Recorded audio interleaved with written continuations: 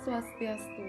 Kami dari kelompok 5 akan mempresentasikan tentang kelembagaan dan instrumen pasar modal. Sebelum presentasi, kami akan memperkenalkan kelompok kami. Yang pertama, saya Ida Isuria Triwidnyani 1833 12 1067.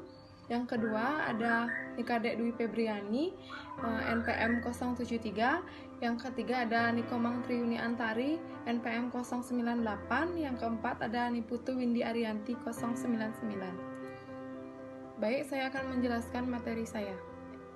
Yang pertama ada struktur pasar modal. Bisa lihat bagannya sendiri ya. 1. Badan Pengawas Pasar Modal atau BAPEPAM. Badan pengawas ini merupakan tingkatan yang paling atas dalam struktur pasar modal di Indonesia, di mana BAPEPAM dibentuk oleh pemerintah Indonesia untuk menciptakan kegiatan pasar modal yang rapi, teratur, efisien, wajar, dan juga dapat melindungi kepentingan investor dan masyarakat. Hal ini sebagaimana telah diatur melalui Undang-Undang Pasar Modal nomor 8 tahun 1995, namun per tanggal 31 Desember melalui Undang-Undang nomor 21 tahun 2011 menjelaskan bahwa fungsi, tugas, serta wewenang BAPEPAM diambil alih oleh Otoritas Jasa Keuangan atau OJK. Sebagai lembaga pengawas pasar modal di Indonesia, adapun tugas BAPEPAM atau yang kini lebih dikenal sebagai OJK secara garis besar adalah membina, mengatur, serta mengawasi kegiatan pasar modal di Indonesia. Yang ketiga, Lembaga Clearing dan Penjaminan atau LKP. Tingkatan selanjutnya yang masih sama dengan Bursa Efek adalah Lembaga Clearing dan Penjaminan atau LKP. LKP adalah lembaga yang menyelenggarakan jasa clearing dan penjaminan penyelesaian transaksi bursa. Di Indonesia sendiri, LKP dilaksanakan oleh PT Clearing Penjaminan Efek Indonesia atau KPEI, di mana tujuan dari adanya LKP adalah sebagai penyedia jasa clearing serta penjaminan penyelesaian transaksi bursa secara teratur, efisien, dan wajar. Yang keempat ada Lembaga Penyimpanan dan Penyelesaian atau LPP. Tingkatan selanjutnya adalah LPP atau Lembaga Penyimpanan dan Penyelesaian yang merupakan pihak penyelenggara kegiatan kustodian sentral, perusahaan efek, serta pihak lain dengan penyelesaian transaksi secara teratur, efisien, dan wajar. Di Indonesia, LPP dilaksanakan oleh PT Kustodian Sentral Efek Indonesia atau PT KSEI dan beroperasi sejak tahun 1968. Layanan jasa yang diberikan KSEI meliputi administrasi rekening efek, penyelesaian transaksi efek, distribusi hasil corporate action, dan jasa-jasa terkait lainnya seperti post-trade processing, penyediaan laporan-laporan jasa kustodian sentral. Yang kelima, perusahaan efek atau sekuritas. Di bawah ketiga tingkatan yang sudah dijelaskan sebelumnya, ada beberapa bagian yang menjadi struktur pasar modal di Indonesia, yaitu perusahaan efek atau sekuritas. Perusahaan efek bertujuan untuk melakukan kegiatan efek meliputi penjamin emisi efek, perantara perdagangan efek, dan manajer investasi. Keenam, ada lembaga penunjang. Tingkatan yang sama dengan perusahaan efek adalah lembaga penunjang yang membantu kegiatan industri pasar modal agar berjalan lancar. Ada beberapa lembaga penunjang yang membantu kegiatan pasar modal, diantaranya Bank Kustodian, Biro Administrasi Efek, Wali Amanat, Penasihat Investasi, Pemeringkat Efek. Yang ketujuh ada profesi penunjang. Tingkatan selanjutnya adalah profesi penunjang pasar modal yang meliputi perusahaan untuk dijadikan mitra oleh emiten seperti konsultan hukum yang memberikan pendapatnya ketika terjadi perselisihan, akuntan publik, perusahaan penilai, dan notaris.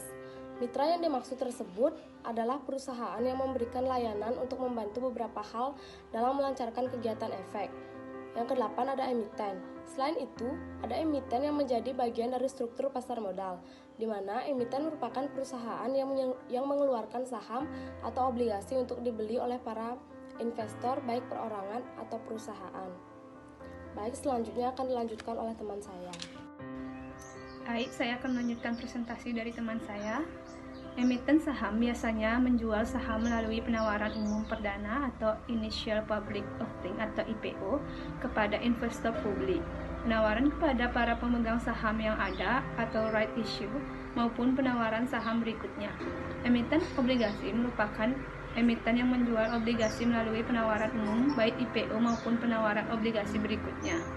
Yang kesembilan ada investor. Investor adalah pihak yang menginvestasikan dananya pada sekuritas. Pemodal atau investor itu sendiri yang menanamkan atau menginvestasikan modal pada sekuritas.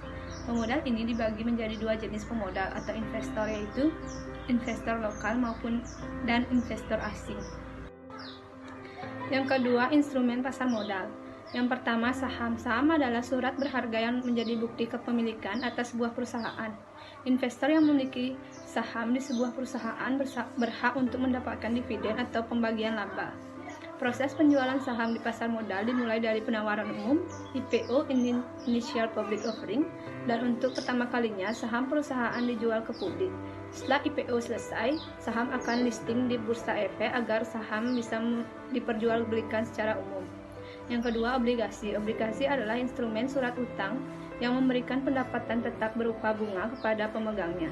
Kepemilikan surat utang ini dapat dipindah tangankan dan pemegangnya memiliki hak untuk memperoleh bunga serta pelunasan utang pada jangka yang telah ditentukan.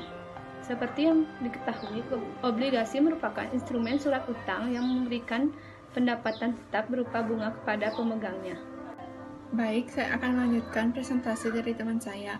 Yang ketiga yaitu reksadana. Mengacu kepada Undang-Undang Pasar Modal Nomor 8 Tahun 1995 Pasal 1 Ayat 27 didefinisikan bahwa reksadana merupakan instrumen investasi yang menjadi tempat untuk mengumpulkan serta pengelolaan dana beberapa investor. Dana ini kemudian akan dikelola manajer investasi menjadi berbagai instrumen, seperti pasar uang, obligasi, saham, atau efek lainnya. Yang keempat, ETF. ETF atau Exchange Trade Fund merupakan semacam reksadana yang dijual lewat bursa efek, bukan lewat manajer investasi seperti reksadana pada umumnya. Sesuai namanya, ETF adalah instrumen pasar modal yang diperdagangkan di exchange atau bursa efek. Jadi, ETF bisa dikatakan sebagai surat berharga yang memiliki kemiripan dengan reksadana. Sama-sama dikumpulkan secara kolektif, hanya saja ETF bisa diperdagangkan di bursa efek layaknya saham. Nomor 5, derivatif. Derivatif yang terdapat di bursa efek adalah derivatif keuangan atau finansial derivatif. Derivatif keuangan merupakan instrumen derivatif di mana variabel-variabel yang mendasarinya adalah instrumen-instrumen keuangan yang dapat berupa saham, obligasi, indeks saham, indeks obligasi, mata uang atau currency, tingkat suku bunga, dan instrumen-instrumen keuangan lainnya. Yang keenam, ada efek beragun aset atau EBA. EBA merupakan efek yang diterbitkan oleh kontrak investasi kolektif, efek beragun aset yang portofolionya terdiri dari aset keuangan berupa tagihan yang timbul dari sudut berharga komersial, tagihan kartu kredit, tagihan yang timbul di kemudian hari, pemberian kredit termasuk KPR, efek bersifat utang yang dijamin oleh pemerintah, sarana peningkatan kredit atau arus kas, aset keuangan setara, dan aset keuangan lain yang berkaitan dengan aset keuangan tersebut. Baik, sekian presentasi dari kelompok kami. Jika ada kesalahan, kami mohon maaf. Saya tutup dengan Paramasanti. Om Santi Santi Santi Om.